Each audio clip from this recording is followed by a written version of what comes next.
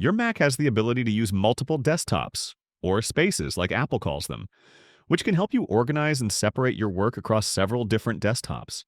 To add a new desktop, you'll first launch Mission Control, which on most Macs is triggered by hitting F3 on your keyboard. You'll see all your open windows laid out, and on the top of your screen, there's a little desktop bar and a plus icon on the top right corner of your screen. Click the plus to add a new desktop. You can have multiple desktops open, and then drag your windows and applications to these desktops.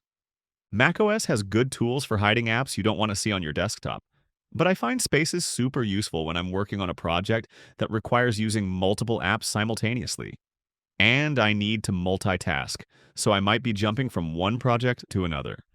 Sort of helps me isolate certain things on a separate desktop, so it almost feels like those windows live on a separate computer. You can use Mission Control to switch between the desktops, or you can use a keyboard shortcut to switch between spaces. If you want to close a space, just open Mission Control and click the X on the corner of any space.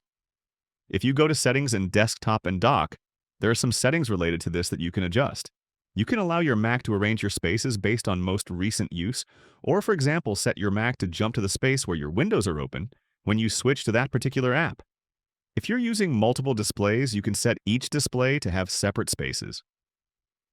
The default keyboard shortcut for moving between spaces is the Control key and your left and right arrow keys.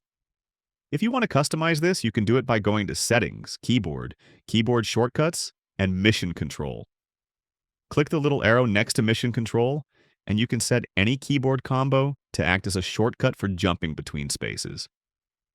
And that's how you use multiple desktops on your Mac. Handy little feature, especially when you're dealing with a lot of windows and applications at once. Leave a comment if you have any questions, and I highly recommend checking out my macOS playlist after this. It's full of useful, quick, easy-to-follow guides like this. Thanks all. I'll see you in the next one.